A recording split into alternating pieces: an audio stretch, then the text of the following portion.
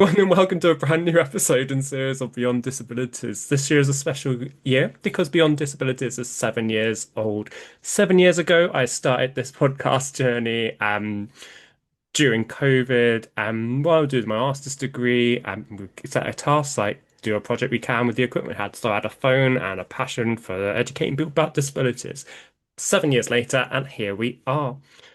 In this first episode of the seventh series, we are joined by friends of the podcast, Athina and Lou. I want you to give a big, massive welcome to both of them, and thank you so much for joining me today. Please can you introduce yourselves, and Athina, please can go first. So, hi, I'm Athena. I have my disabilities are autism, dyspraxia, and ADHD, and I create content online to educate people and like to bring awareness as well. So, yeah, that's about me. Ah, Cool.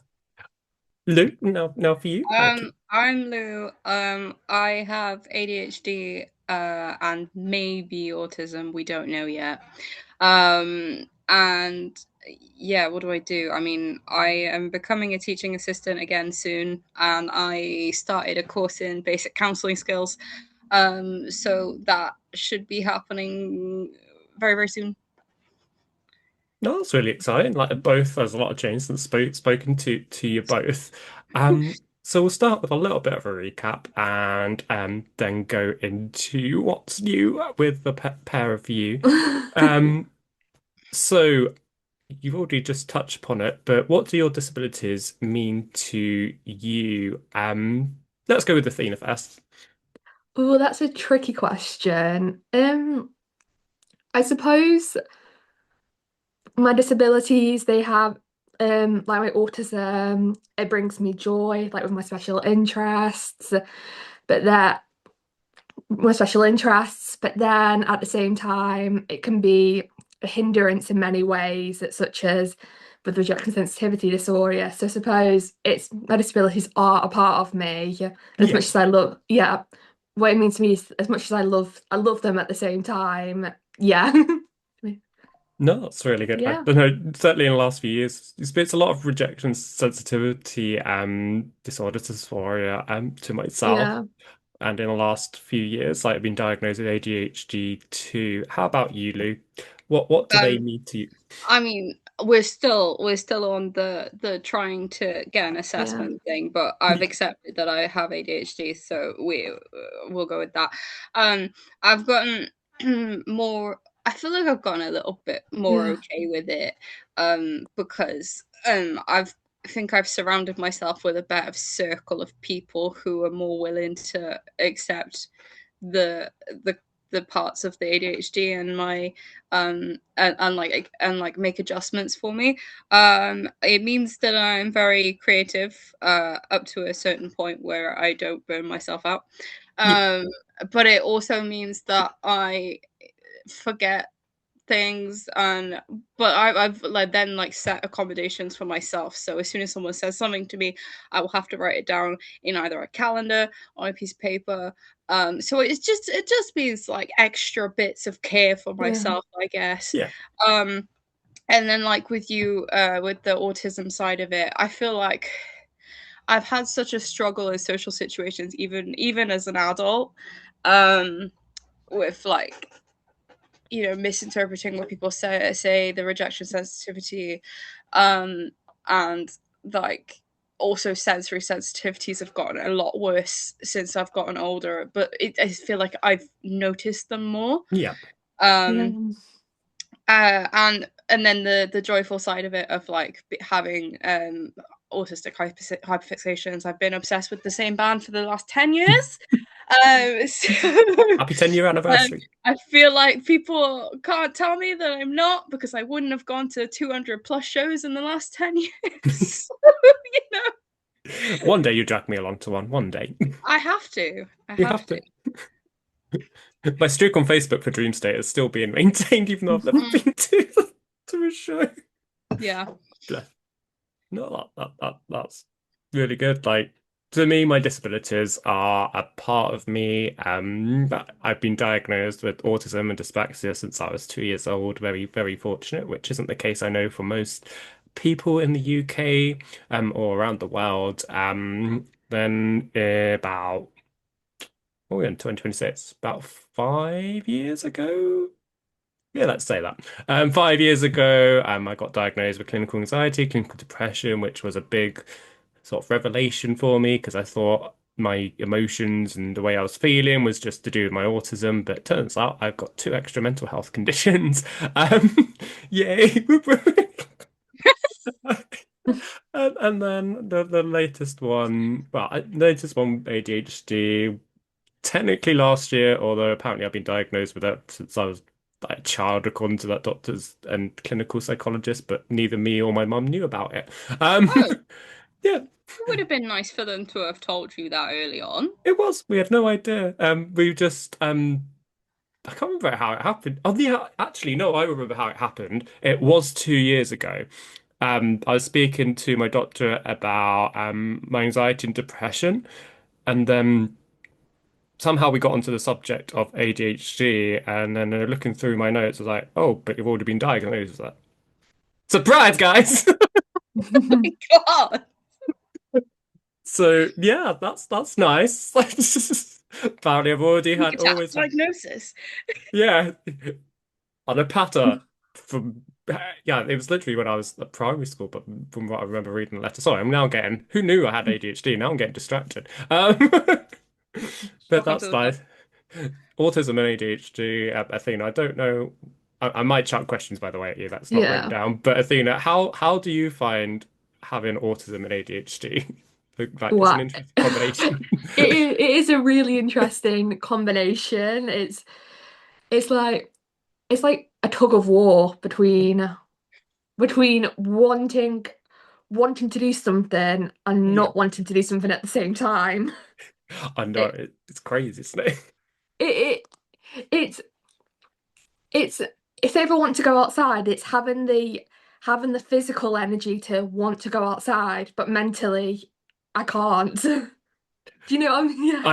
I absolutely Yeah. do completely relate to it. Yeah. But it is a constant tug of war. You never know which one's going to win. It's a Yeah. constant battle. How about you, Lou? I know you're sort of Yeah. not officially diagnosed. Like for Yeah. me, self-diagnosis is valid, but It's exactly what you said though. yeah, Like Yeah. I'll I'll end up being like, oh, I want to do this. Like yeah. I want to crochet. Oh my God, I want to draw. Oh my God, I need to make this food. Oh my God, and then I'll do nothing, nothing at all. And I'll Yeah. sit there and I'll doom scroll for a little bit longer, and Yeah. it's like, you should probably do that now. Yep, get And up, then get up, do get I up. have to? Yeah, it doesn't happen. And I also think it's been like this with me and jobs, to be honest. So like, if I have a job where I have more creative freedom, Yeah. but I'm like, oh cool, okay, so there's variation, and then they expect me to work at like a really really fast pace to the point where like I like can't I can't bring any more to it.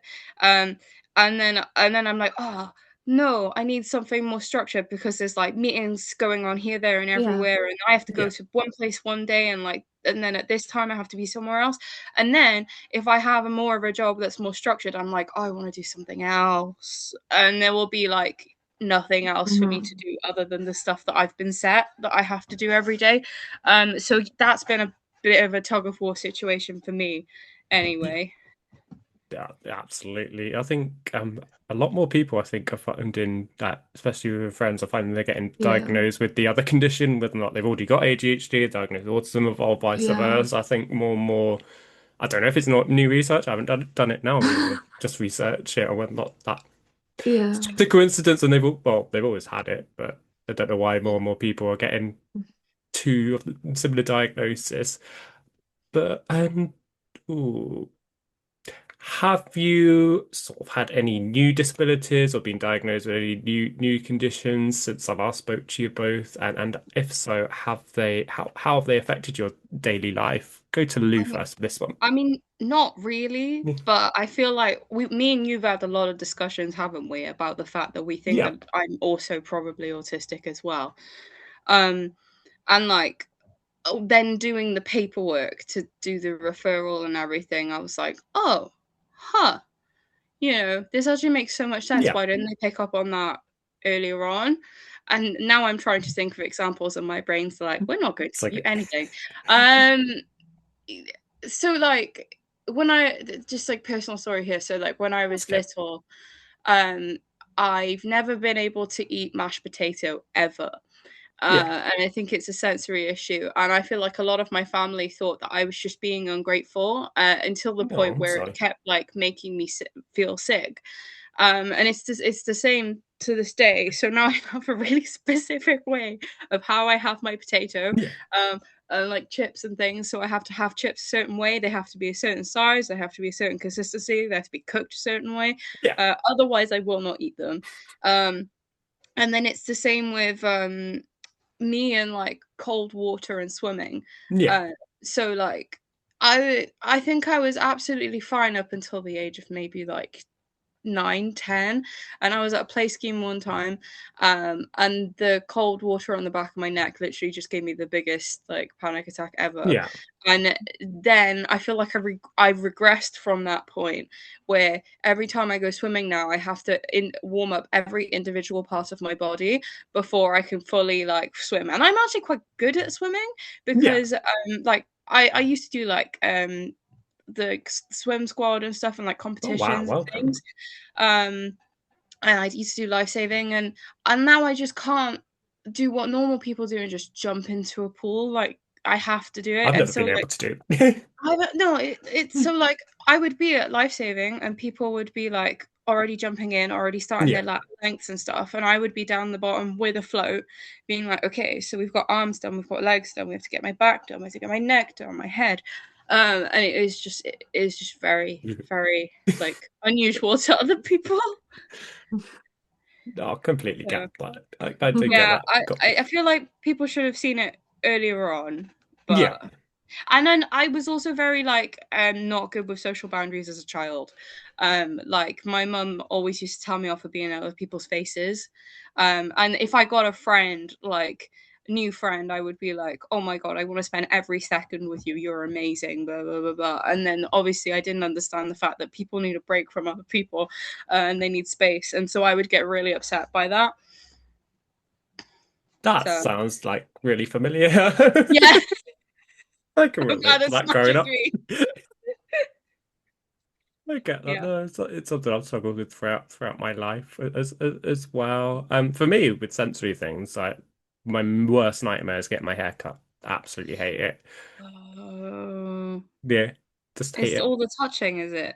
Yeah, and like the sound of the razor is just like, ugh. I can imagine in a male barber's, it's a lot worse with the sound of the razor. Whereas, like, I think the only things that in the women's hair dresses you have to really deal with is hair dryers, Yeah, and then obviously like the water and the shampoo and everything, and then the scissors.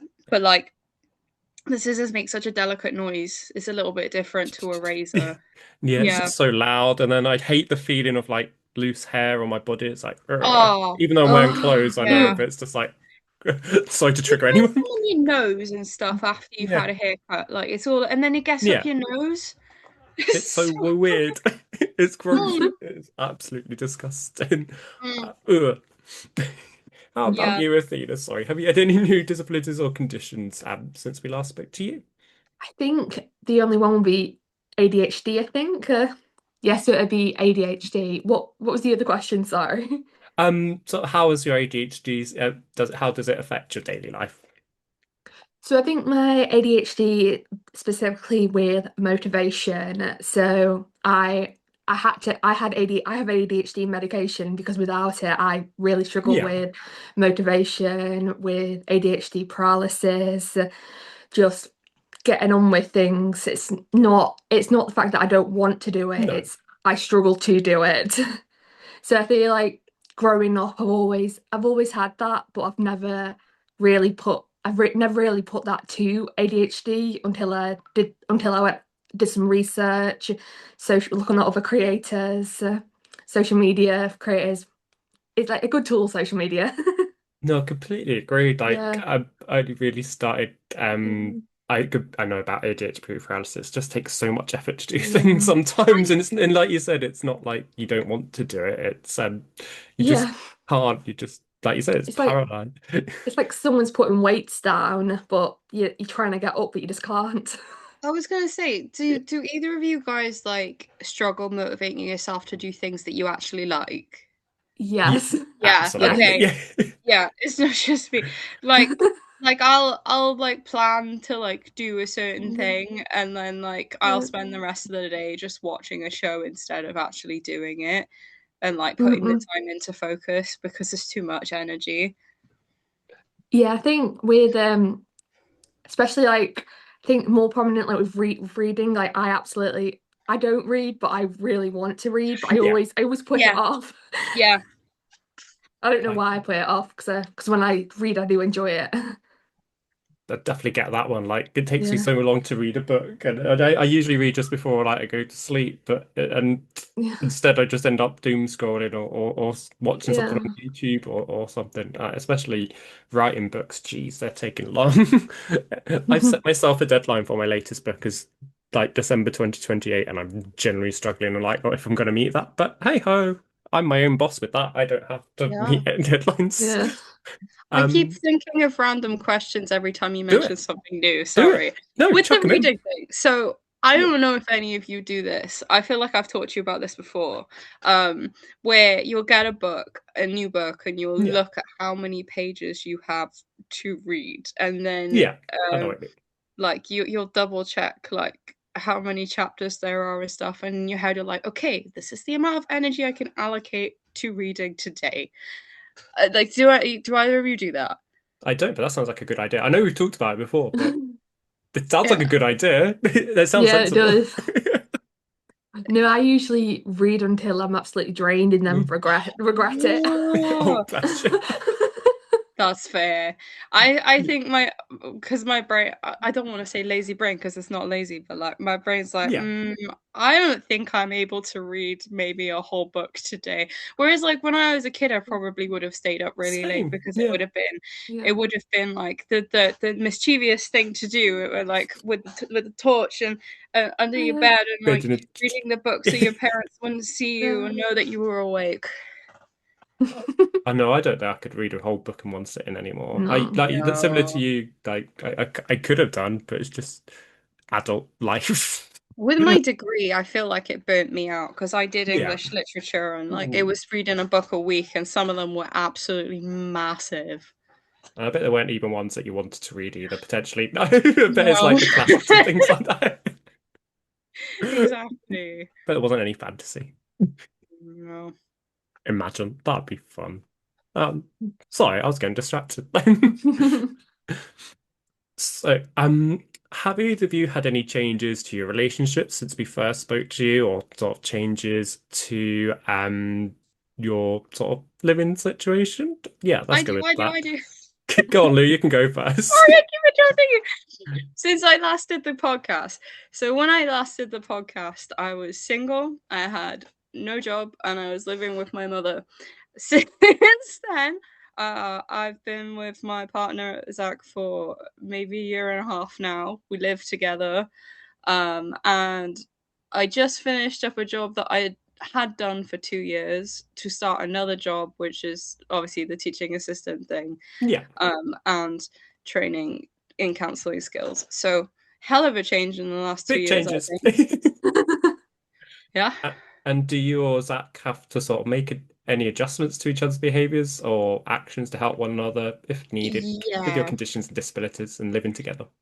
Yeah. I mean, like, so I'm so Zach's also neurodivergent as well. But I think he presents a lot differently to me. And he's a lot tidier than I am. Um, but like we seem to have like because we have similar like uh approaches to like conflict and stuff like that. Yeah, We don't really argue um because both of us obviously have the rejection sensitivity and neither of us would want to be shouting at each other because it's just not pleasant on either end. no. um so we sit down and we have these quiet mature conversations. In terms of like um energy levels and stuff. He's so good at like taking over like chores and stuff when I can't find the energy to do it. And I do have a little like niggle at him like, oh, you Yeah. always do the laundry before I have a chance to do it. But internally I am very grateful for the fact that he does that, because I know it would be a lot for me to do. Yeah. And he does it all the time. Like It's really when sweet. I have other people come over and he doesn't know what to do socially, he will do the laundry. It's the best thing ever. He's That so is sweet. brilliant. Because he doesn't know what to do with himself, because obviously it's like, oh, people, I know, I'll do something to keep myself busy. It's um useful. yeah. And like I think he's very helpful in terms of, it kind of relates to a later question that you have down there in terms of like us going traveling. So Yeah. I get really overwhelmed when it comes to like preparing to travel. And so he'll be in the room with me, and I'll like talk at him about what I need to pack, Yeah. and then he'll help me find it basically. Oh, So that's really, really nice. No, that's brilliant. And honestly, it sounds like much made in heaven. I know, like, good friends with both of you. yeah. Do you have you had any changes to your relationships or living arrangements? That sounds very old-fashioned since we last spoke to you. And do either yourself or your partner have to make adjustments to each other's behaviors or actions to help one another if needed with your disabilities?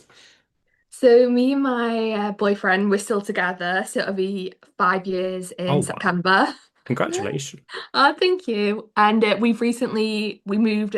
I moved out of my parents' house in January, so we got a flat in Manchester. So Oh, we're living wow. together. Like it's quite nice. It's like, Yeah. quite. It's very close to the city centre, Oh, and brilliant. I love yeah, Manchester. I do too. So we've yeah. So he's not my boyfriend. He isn't diagnosed with Yeah. autism, although we might suspect it.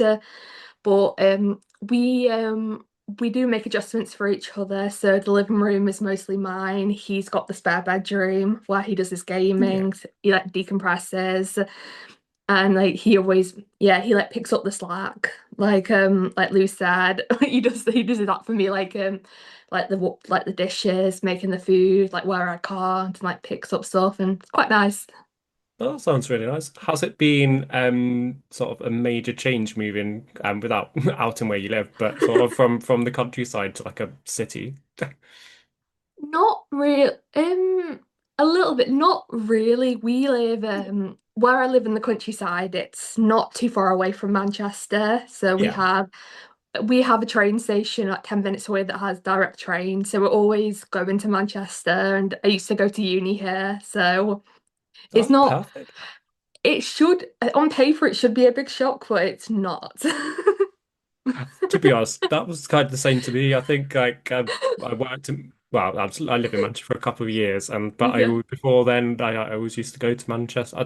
Something about Manchester, yeah, not no disrespect to any other cities, but it's just yeah. it doesn't feel like a city most of the time. It doesn't. It really doesn't. It's like it feels more like I think London feels more like a city. This Yeah. feels more like a town.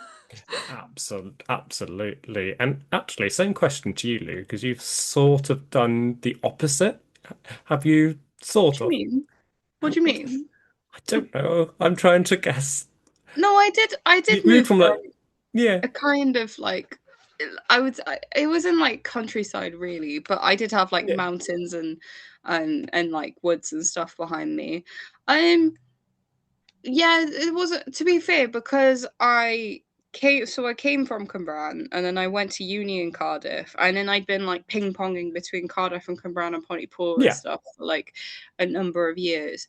It kind of wasn't really a shock to the system because I'd done it so many times. What I will say though is like I am starting to find as I get older that I'm a bit more overstimulated by the way Cardiff is, yeah, especially as like the rugby continues. I always find it really difficult when rugby's on because it's like almost like the city goes into shutdown, so none of the public transport yeah. really works after a certain time. Um, and you get stuck in all of these crowds and everyone's drunk and they're like really rowdy, and I just want to get home. And it's gotten to a point sometimes where like I'll be traveling late, Yeah. I won't get home until like 9 p.m. because I've had to walk on my own from the train station to my house. Yeah. Um, not that I didn't not that I didn't do that before, like when I lived more in the countryside. I think with that more it was the public transport was less reliable because it was less often. It's understandable. So I would still end up walking on my own in the dark, kind of, but for different Yeah. circumstances. No, that makes it. That's a really good answer. I suppose the point of that question I was trying to make is like just to show disabled people are adaptable into Yeah, different habitat. That yeah, makes it sound like yeah. animals. I feel They're like both really good. in the first instance, it would Yeah. have been a bit of a culture shock because, like, um, I was coming from like a very small town. Like, Yeah. I think town town for me when I lived with my family was maybe like a half an hour walk away. Yeah. And then like everyone is kind of there Yeah. That already, makes and sense. like everyone kind of knows everyone, and it's very close knit, and that isn't always a good thing. Um, so you go to Cardiff, like especially I went to uni and I met so many new people, um, and then I still haven't seen all of the areas of Cardiff yet. This is the thing. So like I've probably seen all of the areas of Cwmbran and Pontypool, most of Yeah. it. But I know that there's still some areas of Cardiff I haven't been to because mainly because they're too far away from where I live. But I have time to do that. Exactly. You're only young. Yeah. You get plenty of time to explore. Well, so the really, really great answers there. So let's go to Lou first for this question. What is it like working with disabilities? And I know, and with previous jobs, have they made adjustments for you with your disabilities? And have you had any changes to your employment since we last spoke to you? Lou, you can go first. Well, I have because I've mentioned it a couple of times.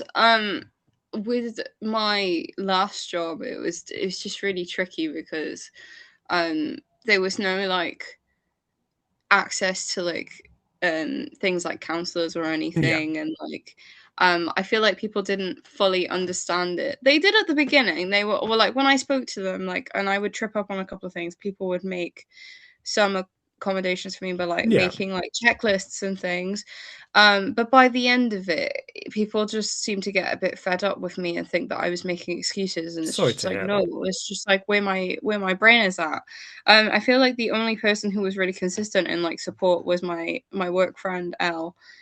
She was the one who trained me in the first place. Yeah. Um, and she's kind of been the only one that's been very supportive. And like I would, and like HR, as lovely as they were, I feel like things weren't properly seen through, mainly because they were like, oh, you have to make it like a formal grievance, or we can't Oh, do anything. And I didn't really want to make it a formal no. grievance because if I made it a formal grievance, I feel like people would have kicked off a lot worse. It was a lot of quite explosive personalities Yeah. um, in jobs that I've done recently. And it kind of made me scared to like speak up because I didn't want to get any more grief than I was already getting.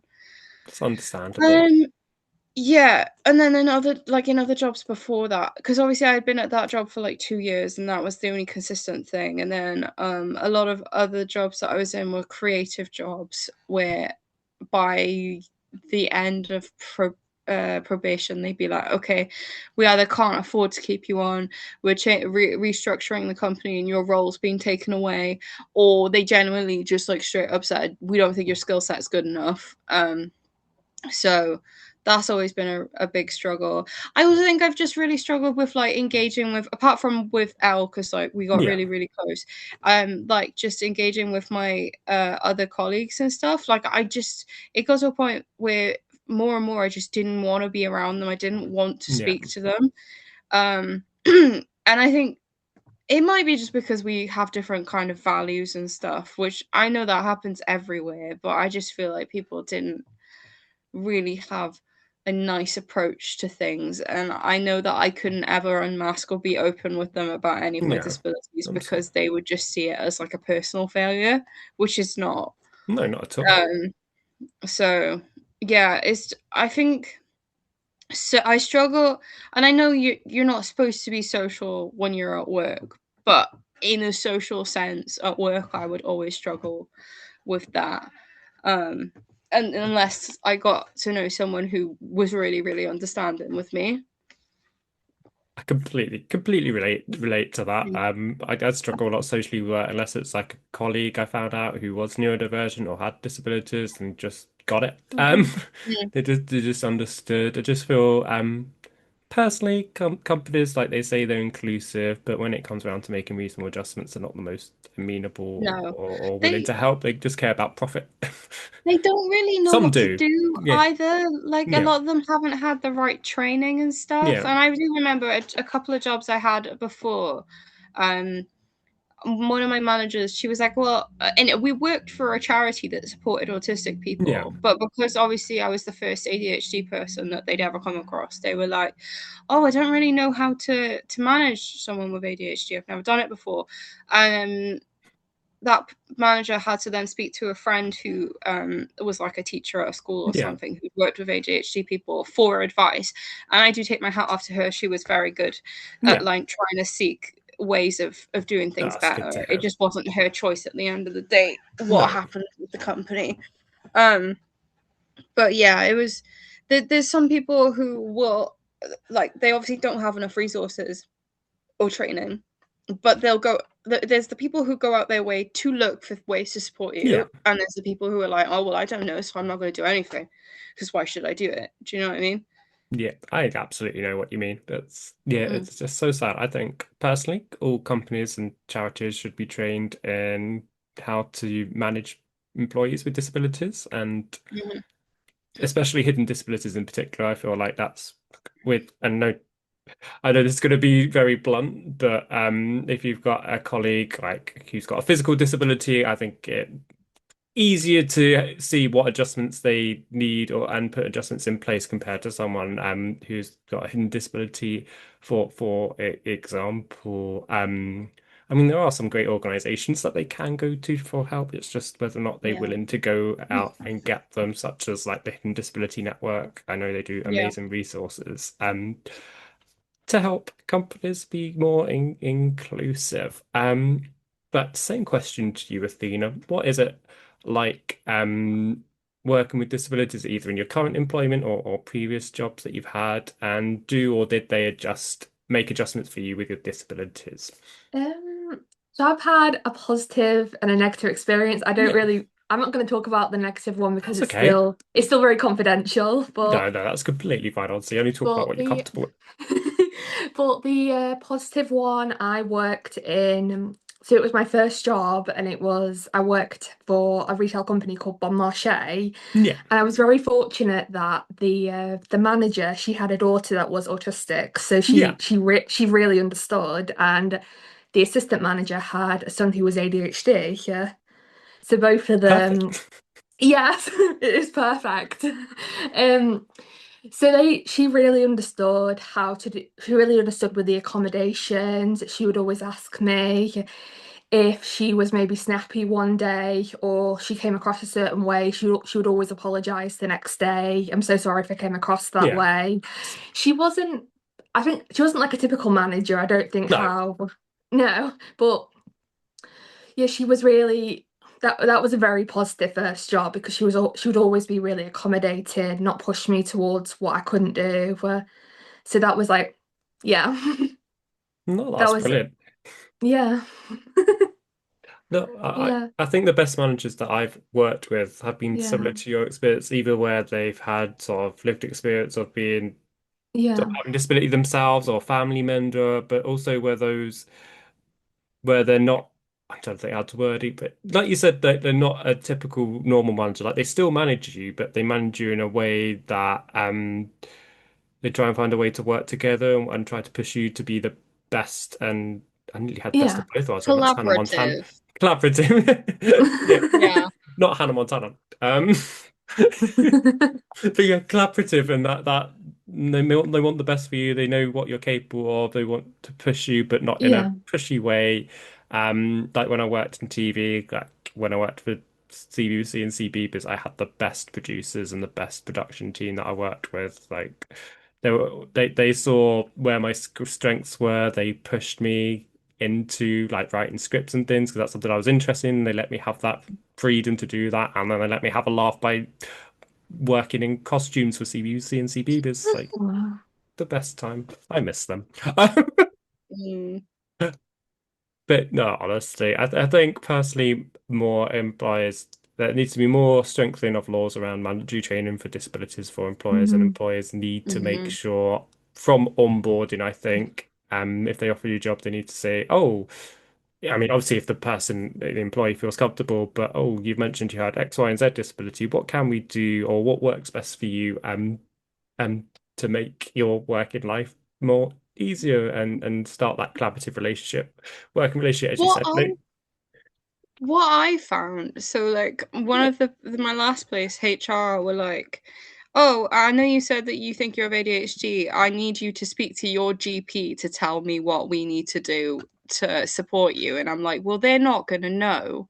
no, Like because they don't even know anything about ADHD because they're just GPs. Like you have to like speak to clinical like a psychologist. psychiatrist or something like Yeah. that, which I don't have access to yet because they still haven't put me through. Um, and like I also like I don't know what I want. The only thing that I really, really wanted was the ability to work from home, which they never ever gave me.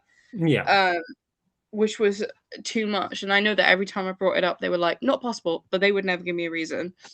Um, but it was just really odd how she was like, "We've got to speak. You've got to ask your GP about it. You got to ask your GP about it." And I was like, "Well, they're not gonna know, so I'm not gonna speak to them about it because why would they know?"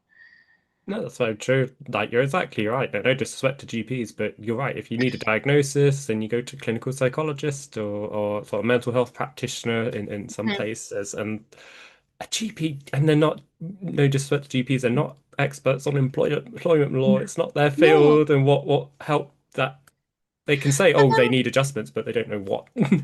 why wouldn't you do the research yourself? Do you know what I mean? Because if Yeah, you're HR, it's kind of your responsibility to then look true. at like ways of supporting your employees if they say they have a Absolutely. disability. Exactly. Well, I'm pretty sure Mhm. I don't know. Well, that the government has access to work. I don't know if they can speak to the access to work team, if there's a special line for employers. That there must be I something don't like know. that. Yeah, but yeah, I completely agree. Asking an employee to speak to a GP about what support is not the right action to take. No. It's a bit silly. It's very silly. Like again, the hidden disability network, that would be. I know I keep saying them, but they're just yeah, they're there to help. There's resources, just not your GP. So. Next, I'm going to move on to like I've had animals and pets all my life, from dogs, fish, frogs, rabbits, guinea pigs, cats, all sorts. And I know there's lots of research done with like pets and people with disabilities, Yeah. specifically neurodivergent disabilities.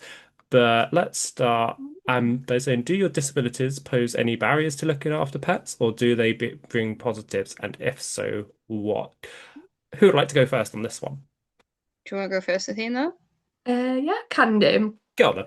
Um, so I don't actually have, we have in my family's home, we have two dogs, two Bedlington Terriers. Oh, I've never fully independently looked after them. It's always been a team effort, so yeah, I wouldn't know whether I couldn't cope or not.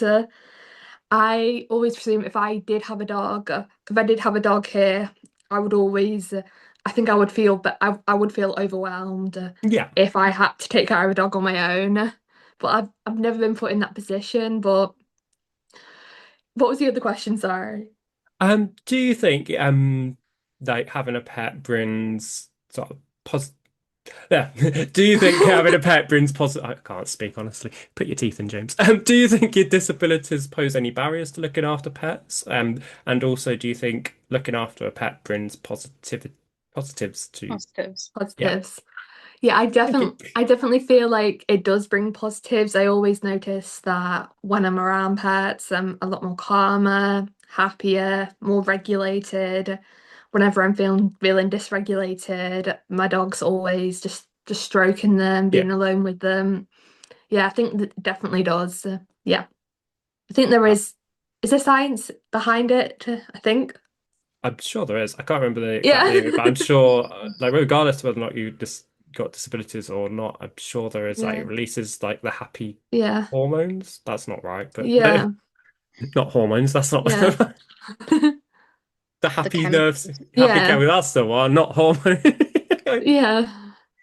Same question to you, Lou, before I end up redesigning physics Um, and chemistry. well, I mean, again, I kind of when you say independently looked after, I know that my mum.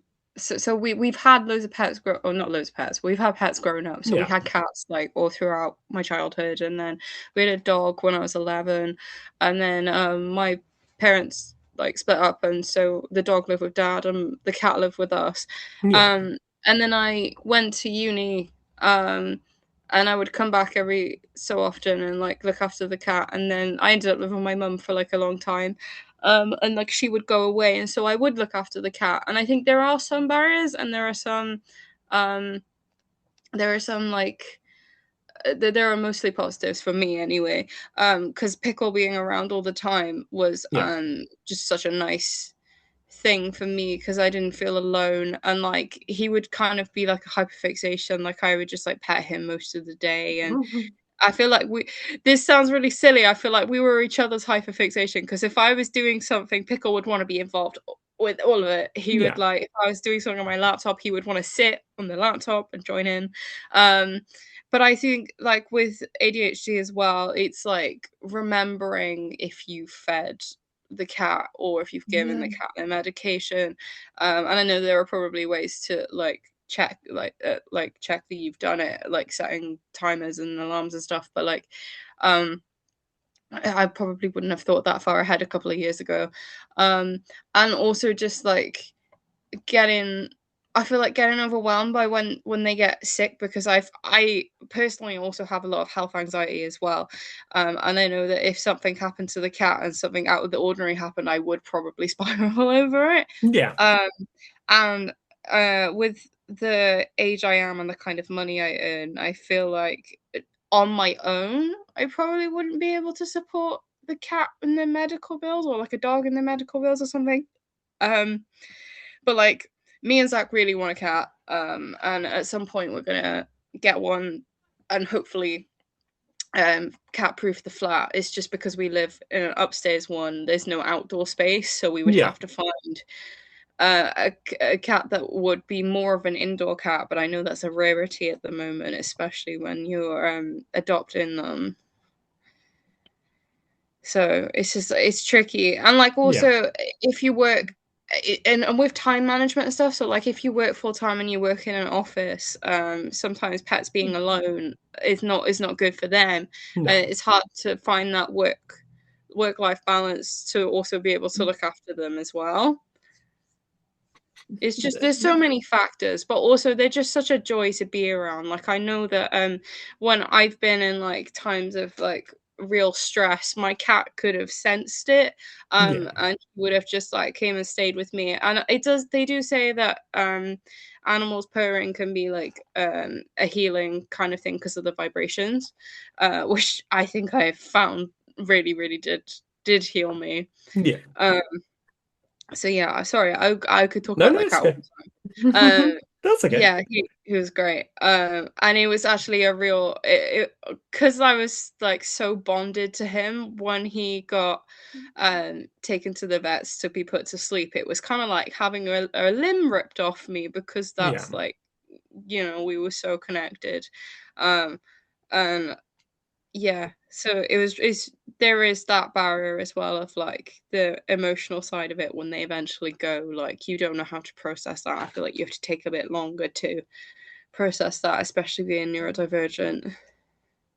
No, I completely agree with what you just said. It is a big responsibility. I know when I moved house into my first house that I couldn't live on my own. Well, I could. That's a lie because I've lived at uni on my own, but that's different. But I knew I wanted some kind of animal. And that's why I got Lyra. And Lyra, I mean, wow, I had Jenny first of all, but then her medical conditions and the heat did not work together.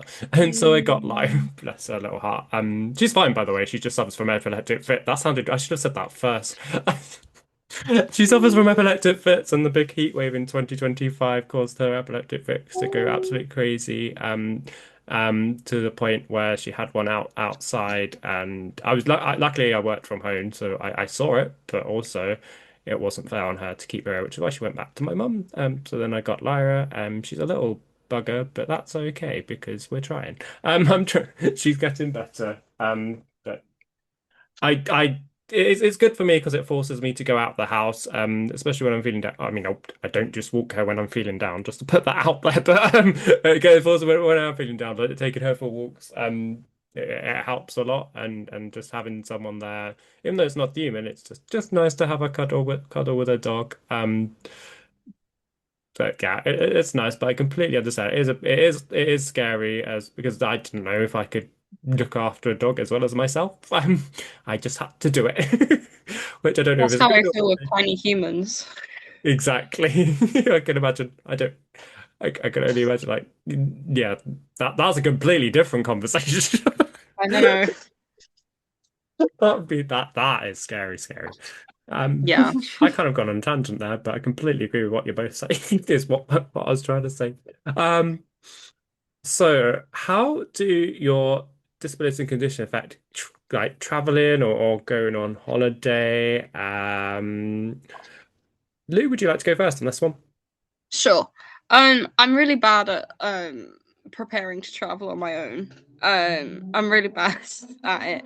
Um, this Easter weekend was such a great example of this, where like I had to have my friend give me an example of a packing list to write, and I don't Yeah, even think I followed the packing list fully, um, because I had forgotten some very important things. But um, I also just find that like the general public make traveling so much worse. Um, and like so me and my friend went to travel to stay with my mum for Easter weekend so we could go yeah, to a festival, and like I was already really anxious about it, and so she gave me the packing list. Zach had to help me find all of the things, and I was already kind of that's in a nice of bad him. mindset because my outfit plan didn't go to plan, so I had to think of something else. So Yeah, the thing that I envisioned didn't work. And then I thought I had packed everything. I left my mum's birthday present in the house. And I realized when I got to town, which is going to be another half an hour away, which yeah, I didn't have time for. So I was beating myself up about that. And then we got on the train to Southampton.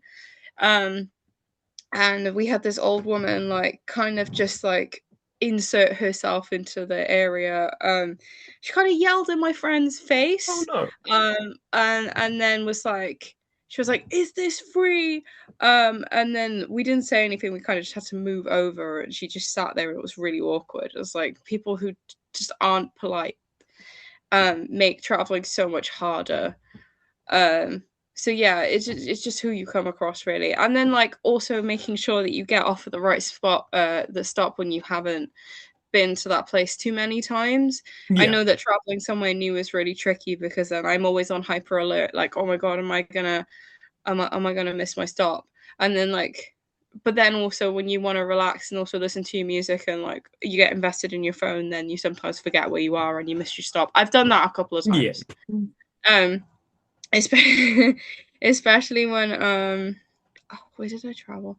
I think it was just on buses in Cardiff. I was coming back out of a shop that I hadn't been to, and I didn't want to get another Uber. So I just got on the nearest bus that I thought was going the right way, and I went completely wrong.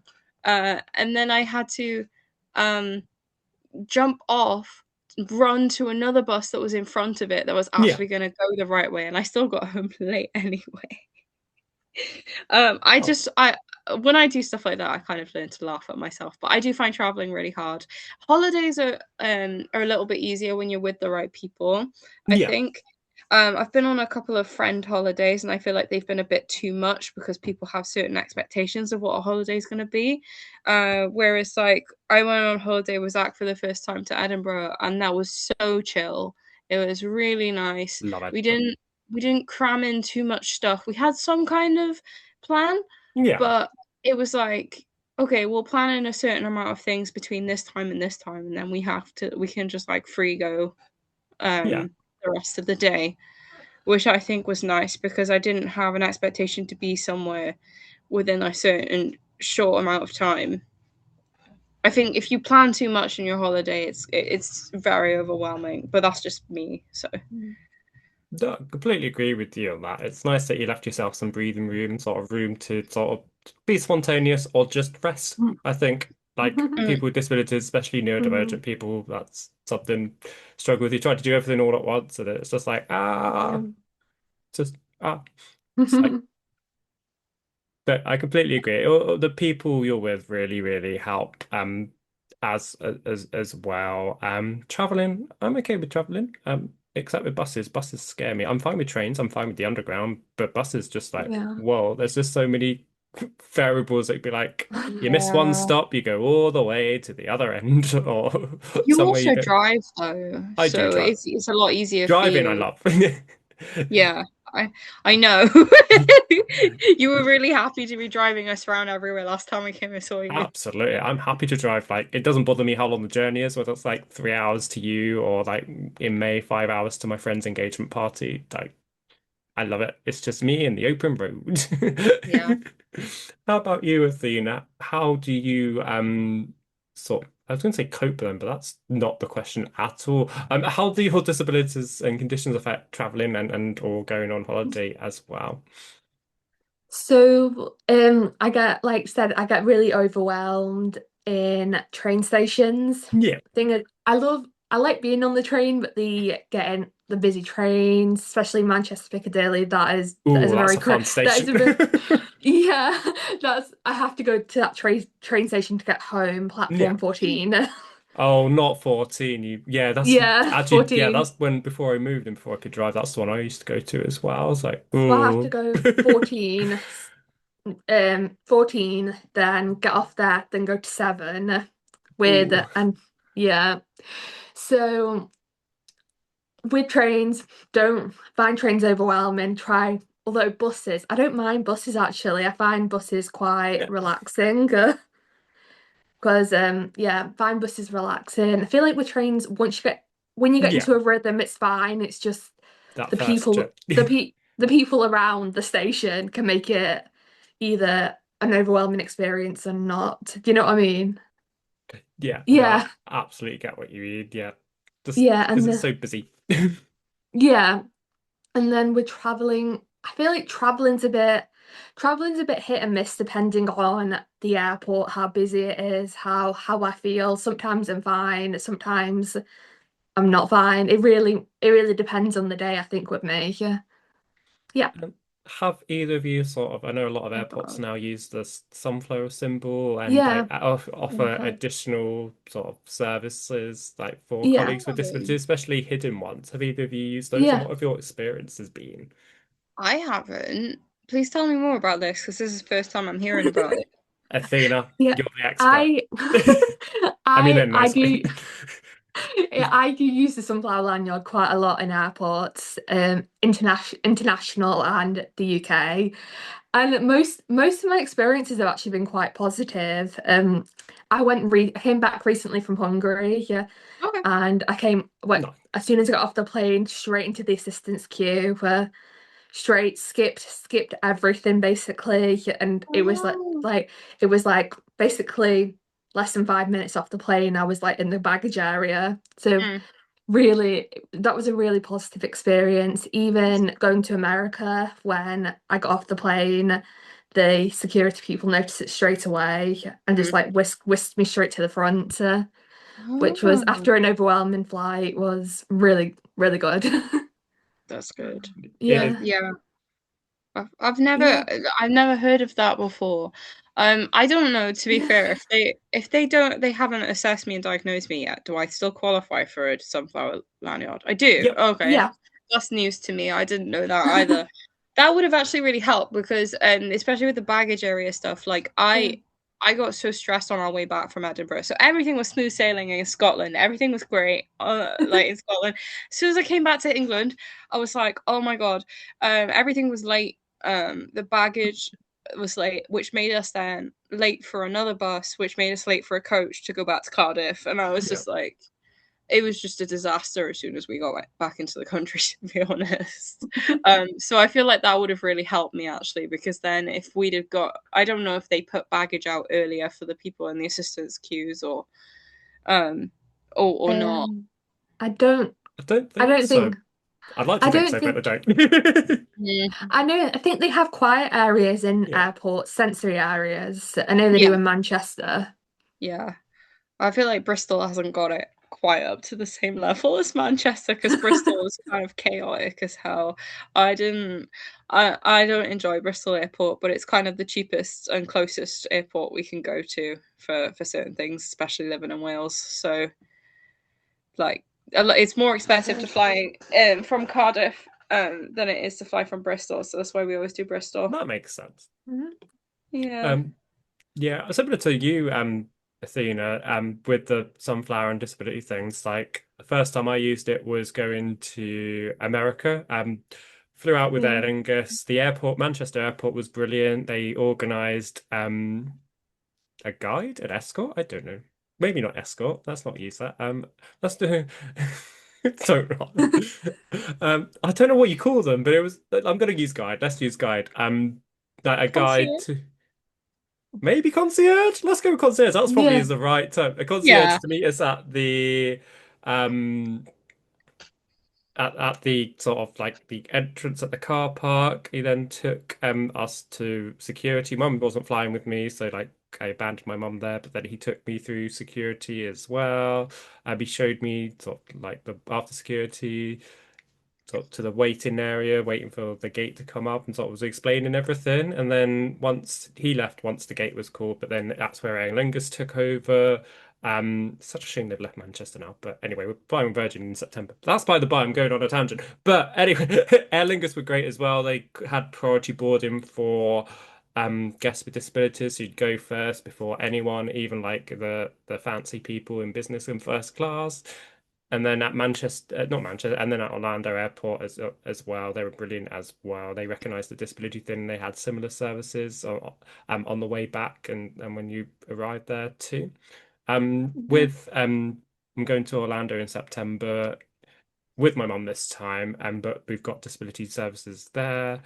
Um, Manchester would be actually Manchester's slightly different because they no longer do the concierges. I think this time they provided us with lounge access, as well as Ooh. um priority boarding too. We got to Virgin Atlantic as well. They were maybe that's who we're flying with. They've done brilliant. They've got their own disability scheme. You can choose your own seat for free. We usually they charge and sort of stuff like that, which really help. Train stations as well. Not really shouted about, but they recognise the Sunflower Lanyard too. Any National Rail train station, go up to the ticket office and they will help you with assistance. Um, and other train companies too. So definitely shout about that, but that's nothing really known about in London as well. If you've got a disability train card, you can get the same discount on the tube if you speak to them. Oh. How You do get you a guys third. cope with London train stations, by the way? I love the Like, tube. I'm just a train nerd. No, I yeah, but don't. like it's so busy. Like, so, do you guys like struggle with the busyness of London tube stations? Yes. Yeah, Yeah, it's I don't like them. no. I think I've gotten a bit Yeah, more used used to to it this. since I think I've gotten a Mm. little bit more used to it since I was younger. Like, I remember going on a trip to London with my family, and Yeah. they made me go on the tube in like rush hour. And I remember my mum literally having to like shove me on the train full of people, and I was having a massive panic attack. And I was just like, and like some of my family found it like funny, Oh, and I that's fair didn't enough. understand why they thought it was funny. But since then, I feel like I kind of dedicated myself to like trying to know where I'm going when I'm on the London tube, so I Yeah. feel kind of less disorientated. So like I'll I'll march up to the tube stop, like the platform with purpose, and I'll Yeah. be like, okay, Yeah. I know I'm going this way, and I know that I have to get on this one at this time, so it's fine. So, do you think there is a correlation between d your disabilities and sort of mental health, whether or not there is a negative or positive effect? Would you like to go first on this one? I can go first if you want. Go on then.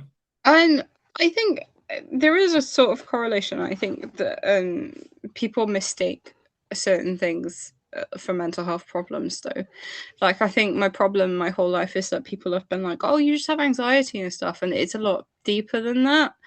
And because people don't know enough about ADHD and autism in women, they just assume that we've all just either got anxiety and depression, and we probably do. But I know that there's anxiety and depression because of Yeah. the conditions that Yeah. we have, and it's a lot more amplified. Um, but yeah, that's really there's going to be a shorter answer, mainly just because That's in good. my opinion, I think that they mistake a lot of stuff, and then it's like kind of like normalized um to for it to be anxiety, and these traits don't get noticed. No, that's a brilliant answer. I completely agree with you. There needs to be a lot more work done and a lot more work done more quickly, especially with women and neurodivergence and just conditions and in general, and get women the help and support and diagnosis that they need to enable them to access support.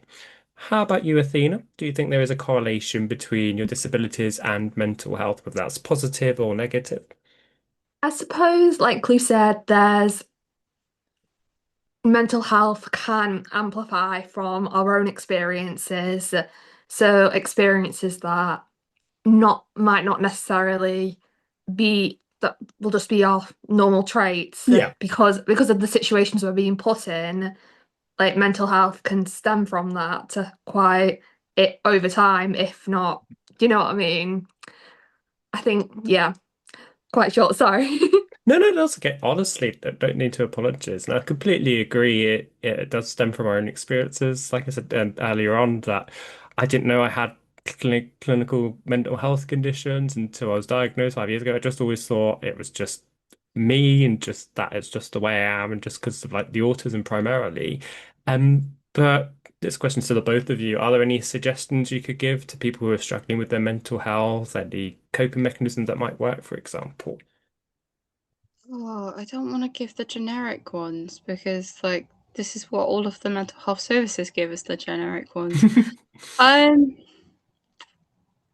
I need to think on that one because That's I'm okay. still struggling with that too, to be honest with you. Like, Yeah.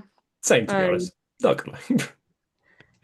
yeah, I definitely think to like utilize the support network you have around you rather than keeping it to yourself. Um, like I know that obviously some people won't understand, but they'll try and the people who do care about you will do their best to try and help you as much as they can. Um, and I also think that is if the people who don't understand you and stuff are making you feel like bad about yourself, it is okay to walk away from them.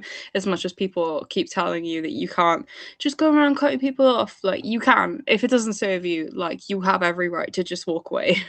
So I think That's that will brilliant. definitely benefit people's mental health if they're with a group of people who aren't making them feel good about themselves. Completely agree. Like I've had a lot of toxic people, and if it wasn't for you, I'd probably still be friends with them. If I'm completely honest with you, Lou. I Like just look at stuff in a different lens, and you were like, "Oh, huh, yeah, you might be right." Sometimes I'm not right, but other times most I of am. the time. Mhm. Yeah, I walk around with rose-tinted glasses. I think I'm at a point now. Fingers crossed that where I'm with the right friends. I'd just say, I was gonna say it's not okay to be okay, but like you said, that's the generic stuff. It's okay to not be okay. Yeah. Um. Yeah, that surround yourself with um. Oh God, I am gonna do the generic stuff, aren't I? Surround yourself with people that love you, do stuff that you enjoy. Try not to beat yourself up, even though you probably can't see that at the time. Oh, also, grind culture sucks. Like, What? you know, they're like always being on the grind, like Oh, constantly grind. Sorry, I working. thought you And said grime then. no, no, I don't know anything about grime, so I No. can't say that. But grind Right, culture yeah. sucks. Like I know people around me who are like that, and they don't take any time to rest, and I think it's really Yeah, important to take time to rest. Yeah, absolutely. that's my five. That's Yeah. my 50 pence on the situation. 50 pence, 2 pence, whatever. Um, No, completely agree with you. Like I Yeah. ended up burning myself out last week. I had a massive meltdown and it just happened. I was like, and I've literally not really spoken to anyone. I haven't been streaming or anything. And usually I'm quite good at, even though like obviously not to go into detail, but like, I've lost my job, but and not working at the moment. I don't know how I yeah, got myself burnt out. I think it was just stress and things, and I didn't see it coming. So I've taken yeah, this week to sort of reset myself. And yeah, try and just not burn myself out and not think about things. yeah. Um, how about you, Athena? Do you have any advice? It's okay if not. I I think all my advice would be what you've said. Otherwise, it'd be like the generic, which I know. Yeah, hope that's No, okay. that's fair. Yeah, absolutely, that's okay. So since we last spoke, what would you say are your proudest moments and biggest achievements um that you've achieved since we last were on the podcast? I actually did Ooh. a post about this on New Year's last year, so I'm gonna try and get that Do up it. and I love that find post. I know what post you it. mean. It was a brilliant, brilliant post. Yeah, I need to find it because I have done a lot and I've continued to do a lot. So that You have, is honestly. I love the way ah, you just there we go. Right, tucked okay. yourself in with your creative stuff on like Instagram and Discord. I have gone to a couple of festivals solo in the last year, which I would have done before. Yeah. Um, I crocheted my first garment. Well, I've crocheted many garments since, but I spent 5 months working on my first cardigan, which Stardew Valley based, which was awesome. I climbed Penavan. That's a big achievement. Um, They're all big achievements, but yeah. yeah. I I'm not. I'm taking a break from the gym at the moment because of my foot, because of stuff going on with that. But I started going to the gym consistently, which I didn't think I'd ever do. Um, I moved in with Zach, and it's my first time ever living with a partner, and it's really weird because for like all my life I was like, oh, a partner will never want to live with me, they'll get really fed up with me and then they'll break up with me Yeah. and I'll be homeless, and that was like my mentality for like the rest Yeah. of most of my early life, like going to adulthood, and then I did it and everything's fine. It is. um I'm trying to think of what else. And I have changed a lot. Like my friendship circle has completely changed in the last couple of years. And like the people I was with like 2 years ago, friends with 2 years ago when I um did my first podcast episode with you, half of them I don't speak to anymore because I've set boundaries Yeah. and like cut them off because they were just not making me happy. So there is that. Um, and also, I tried to put in a referral for the autism assessment, which I didn't think I would ever do, but I did do that. So yeah, there's a Cool. quite a lot of accomplishments. No, they're all amazing. Of course, they're massive. Yeah. Yeah, Proud of you for doing them. thank you. Sorry, I just wanted to toot my own horn for a You second. should, honestly, I think that's something that that's why I always include like this question, because I feel like as neurodivergent people, we don't shout about our accomplishments. We just recognize the Mm, um things that go wrong. And it's like, no, we should shout Mm. because we are worthy and we do amazing things. Whether no matter the size of it, whether that's moving in with someone or whether or not going to the gym, like it's still yeah, absolutely brilliant that Yeah. neurotypical people or non-disabled people wouldn't really think is, but it is, yeah. Also, I changed jobs of my own choice. which is also massive. Yeah, No, like, yeah. all Anyway, fantastic achievements. How both about of you, you carry Athena? on. So within the achievements from the last time we did the Yep, podcast. yep, So from last time we did the podcast, I have moved in with my boyfriend. So we and I live away from home. I've also started going to the gym. That's within the past month, quite regularly. Well done. Thank you. I feel like my social media has started doing really well to the point where I'm now monetizing on it, Oh, well done. and earning money, yeah, which is really which I didn't think would ever happen. So I feel like yeah, I'm trying to think what else. I don't think I got diagnosed with ADHD, which was massive, and started ADHD medication, which was a huge improvement to the quality of my life, and I can finally do things now and have motivation, which I never had before. So yeah, Again, they're all amazing, and also well yeah, done for being able to monetize on like social media. thank Like you. that's not an easy. I know you Really don't do it for the not. money, but that's not an easy achievement by any Yeah, stretch of the imagination. So honestly, well yeah, done to all of those. And yeah. again, getting a Thank you. diagnosis, that's an amazing achievement as well. And obviously moving in with your partner, that's a big, big Yeah, change and achievement too. I suppose for me, biggest ends, like I got my first house, so that's kind of crazy. It's a very nice house, I'll give you that as I well. love my It's house. really I nice. love my house. I can't believe it's coming up to a year in a month's time. That is blown by. What else? What else have I achieved? I gave cosplay a break. So much so that I cosplayed for the first time at a gaming convention last month, which was nice. And I've never been to a gaming convention before. And that was nice seeing like streaming friends and spending time with them. I've started since I moved into my own house, I started streaming on TikTok and Twitch. Not to promote myself, but I made Twitch affiliate, which means again, similar to you, Athena, I'm monetizing my streams, which is it's yeah, not I never thought would happen that people would actually want to come to my streams and watch them, and so much so that yeah. I can earn money from the ads and subscriptions and things. Which is a lovely hobby of mine. I published my first book. Sorry, now it sounds like I'm tooting my own horn. I published my first Do book in it, Sep do it, do it. Thank you. I To don't. your own horn. It feels like imposter syndrome just kicked in then, but No, do it. published my first book in September last year, which you can buy on Amazon if or Kindle if you want to worldwide. Writing the second one, which should be ready in 28 sometime. Or not. It might not be. Who knows? What else have I done? I got invited to my first ever engagement party in May, which is really fun. I've never been to one before, which is in Scotland, which will be the furthest I've driven because it'll be like a 5.5 hour drive. And yeah, that's just been in the last year. But it's been good. It's been good. I've proven to myself that I've always wanted my own house, and that I can do it. I did it. I have bricks and mortar that are mine. But and again, 7 years. I mean, initially I thought it was 5 years of the podcast, and somebody told me actually no, it's 7 years. And I was like, I don't even know how long I've done this damn podcast because this is the whole reason I'm doing anniversary specials because it was 5 years, but now it's randomly 7 years. But yeah, I've done yeah. Again, like I'm really proud of myself for doing these achievements too.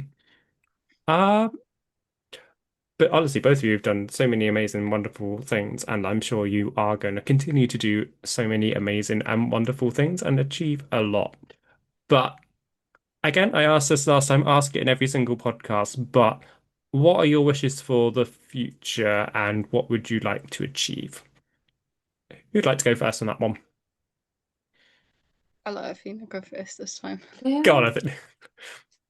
I think my wishes for the future is just to be happy and do something that I want to do to be Yeah, happy. Hopefully, like obviously have a nice job, make lots of money, but at the same time just be happy.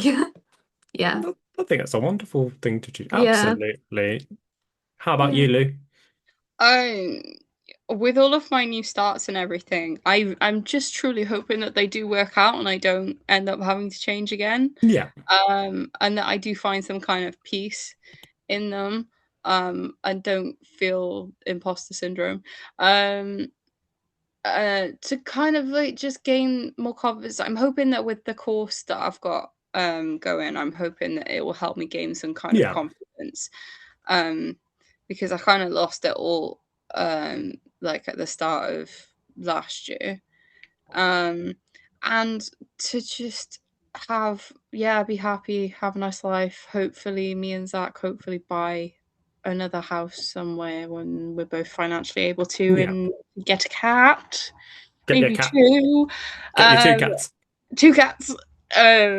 Yeah, and just enjoy life. Oh, that's Yeah. lovely. Again, both brilliant ambitions and goals Mm. for the future. Where's my credit? There you go. So we have reached the end of the podcast. I suppose for me, I just want to continue doing the podcast, maybe hopefully get it to another 7 years, maybe even remember what anniversary it is. That'd be nice, wouldn't it? I want to continue writing as well. I want Beneath the Sword, which is the title of the next book. Actually, it's being split into two. Shall I say some stuff on the Ooh. podcast and promote my book? That sounds awful. Do it. So yeah, basically, it's going to be a crazy thing with my next book. So it's a fantasy book. It's called Beneath the Sword. However, there's going to be two different versions because the full titles are Beneath the Sword of Love and Beneath the Sword of Betrayal. They are not sequels to each other. They're exactly the same book, but with two different endings. Which Oh. And somehow I just wanted to do that. I was speaking to, yeah, it's just an idea I had. I don't think I've seen it done before, probably for good reason, but there may or may not be a second book. There probably will be. I've got a whole another story in my mind, but so yeah, that's gonna be out in 2028 at some point. That's my aim. It might not be, but Hmm. I'll update people. I'm sure I'll be like one day, surprise. That's what happened last year when I released it on my birthday. I thought, oh, let's publish this, and then I sort of like announced it the week before I did it. But yeah, so thank both of you for your time and for coming back to Beyond Disabilities. It's been really, really lovely speaking to you. Thank you to both of you. I know both of you are now quite active on social media and do your own sort of products and podcasts and advocacy work. So where can they find you if they want to follow you online? Who'd like to go first? Let's go with Lou first. Oh, okay. If you like crochet and art and other things, you can follow me on Instagram and TikTok at Lou Not Creative, which James will put in the I captions absolutely so will. you know how to spell my name properly. Uh, because Do I know people how to don't. spell your name properly? Do I know how to spell your name properly? You've I lost. think so. I like to think you do. I would hope so by now. That honestly, your crocheting and your art is absolutely brilliant. So please give Lou a follow. And Mhm. Athena, where can they find you? So you can find me on Facebook, Instagram, and TikTok on Life Through Dyspraxia. So I do advocacy videos, carousels on there. So yeah, No, thank you so much. Honestly, thank again, you. I will include links in the description and captions and whatever I usually do. I sound really unprofessional today. Sorry, both of you. Um, It's one of the remember, days.